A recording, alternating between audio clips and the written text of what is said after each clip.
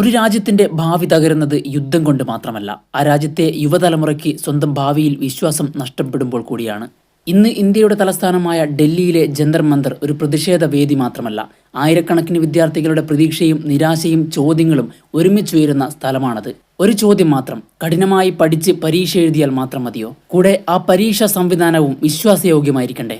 ഈ ചോദ്യത്തിനുള്ള ഉത്തരമാണ് ഇന്ന് നമ്മളെപ്പോലുള്ള ആയിരക്കണക്കിന് വിദ്യാർത്ഥികൾ തെരുവിൽ നിന്ന് ആവശ്യപ്പെടുന്നത്. ജന്തർ മന്ദറിൽ നടക്കുന്ന ഈ പ്രതിഷേധത്തിന്റെ കേന്ദ്രത്തിൽ നിൽക്കുന്നത് ഇന്ത്യയിലെ മത്സര പരീക്ഷകളുടെ വിശ്വാസ്യതയാണ്.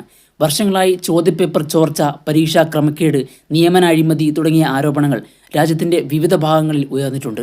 ഇതോടെ ലക്ഷക്കണക്കിന് വിദ്യാർത്ഥികൾ വർഷങ്ങളെടുത്ത് നടത്തിയ അധ്വാനം വെറുതെയാകുന്നുവെന്ന ആശങ്ക ശക്തമായി. വിദ്യാർത്ഥികൾ പറയുന്നത് വളരെ വ്യക്തമാണ്: ഞങ്ങൾക്ക് പ്രത്യേക ആനുകൂല്യം വേണ്ട, നീതിയുള്ള ഒരു പരീക്ഷാ സംവിധാനം മാത്രം മതി.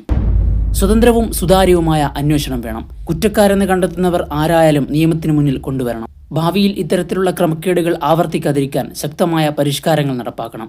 ഇതാണ് അവരുടെ പ്രധാന ആവശ്യങ്ങൾ. എന്നാൽ പ്രതിഷേധക്കാരുടെ എണ്ണം കൂടിയതോടെ പോലീസ് ഇടപെടലുകളും നടന്നു. ചില സ്ഥലങ്ങളിൽ പ്രതിഷേധക്കാരെ നീക്കം ചെയ്യാനുള്ള ശ്രമങ്ങൾ, കസ്റ്റഡിയിലെടുക്കൽ, സംഘർഷാവസ്ഥ എന്നിവ റിപ്പോർട്ട് ചെയ്തു. വിദ്യാർത്ഥി സംഘടനകൾ പറയുന്നത് സമാധാനപരമായി പ്രതിഷേധിക്കാൻ ശ്രമിച്ചവരോട് കടുത്ത നടപടിയാണ് സ്വീകരിച്ചതെന്നാണ്. അതേസമയം അധികാരികൾ പറയുന്നത് പൊതുസമാധാനവും നിയമവും നിലനിർത്താനാണ് നടപടികൾ സ്വീകരിച്ചതെന്ന്. ഈ രണ്ട് നിലപാടുകൾക്കിടയിലാണ് ഇപ്പോൾ വലിയ ദേശീയ ചർച്ച നടക്കുന്നത്. ഈ സംഭവത്തെ പലരും മുൻകാല കർഷക സമരവുമായി താരതമ്യം ചെയ്യുന്നുണ്ട്. കാരണം ഒരു ജനാധിപത്യ രാജ്യത്തിൽ ജനങ്ങൾ അവരുടെ ആവശ്യങ്ങൾ ഉന്നയിക്കുമ്പോൾ അവരുടെ ശബ്ദം എങ്ങനെ കേൾക്കപ്പെടുന്നു എന്നതാണ് ജനാധിപത്യത്തിന്റെ യഥാർത്ഥ പരീക്ഷ. വിദ്യാർത്ഥികൾ ചോദിക്കുന്നത് രാഷ്ട്രീയമല്ല, മറിച്ച് അവരുടെ ഭാവിയെക്കുറിച്ചാണ്.